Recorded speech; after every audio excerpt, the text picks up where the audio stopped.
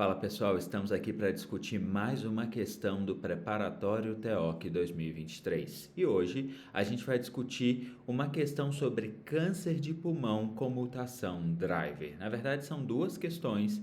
Uma questão de 2022 que vai falar um pouquinho sobre a mutação driver no gene do EGFR e uma outra questão do mesmo ano que também vai abordar sobre mutação driver em EGFR, mas agora pensando em drogas possíveis de serem utilizadas. Vamos começar então por essa questão aqui. Ele divide com a gente uma imagem que mostra um painel genômico somático de um paciente com adenocarcinoma de pulmão.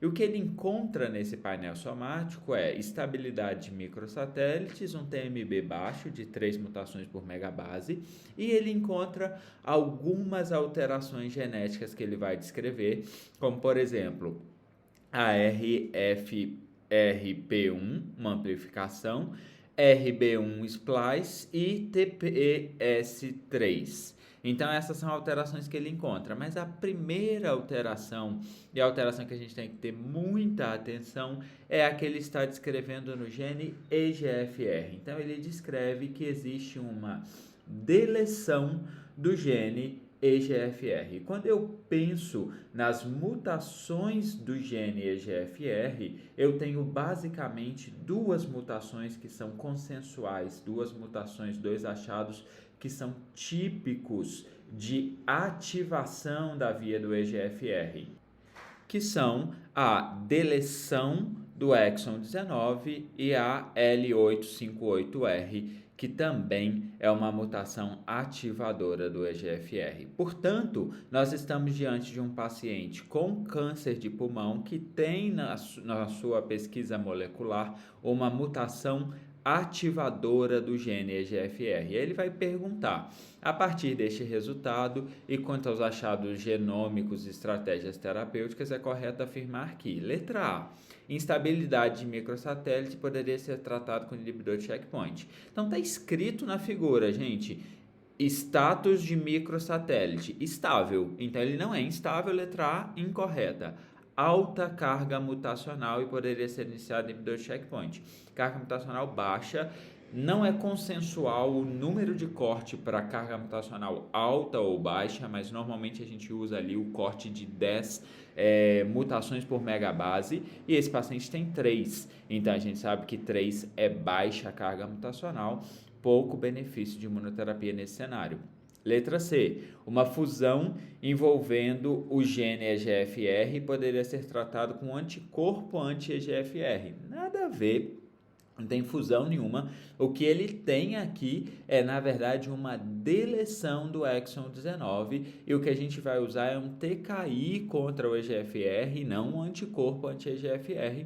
E na letra D, ele fala que existe uma deleção intragênica do gene EGFR e poderia ser tratado com inibidor de tirosina quinase EGFR específico. Tá perfeito, gabarito da questão é a letra D. Todas as vezes que eu estiver diante de mutações ativadoras do gene EGFR, as duas principais mutações ativadoras do EGFR são as deleções do 19 e o L858R, eu posso utilizar os inibidores de tirosina quinase, que são drogas orais que bloqueiam a via de crescimento pelo EGFR e derivam benefício para esses pacientes. Então, gabarito da primeira questão é letra D. Deleção do 19, pode usar uma droga anti-EGFR. Essa foi a primeira questão.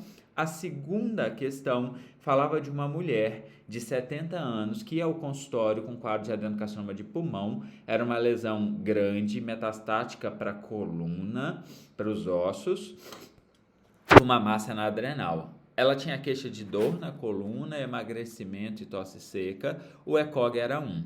Nunca foi tabagista e nunca foi etilista. Então aqui alguma coisa já me chama a atenção. Mulher, não tabagista, câncer de pulmão. Tenho que pensar em mutação driver para esse caso.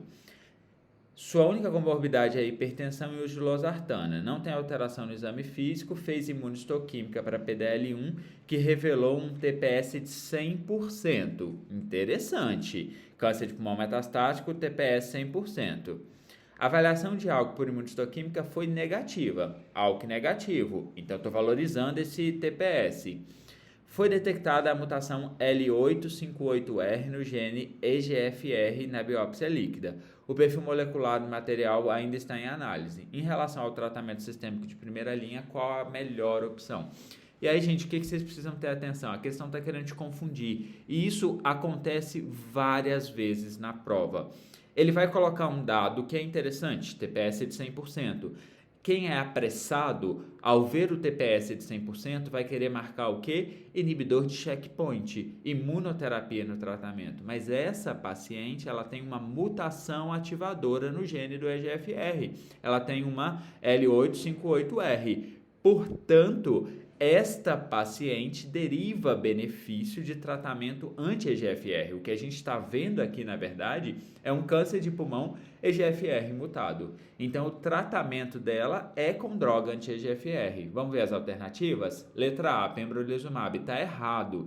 Se ela não fosse EGFR mutado, eu poderia tratá-la com pembro monodroga. Eu tenho o dado do estudo Keynote 024 que valida a utilização de imunoterapia monodroga para pacientes que têm CPS alto. Mas para essa paciente que é EGFR mutada, não.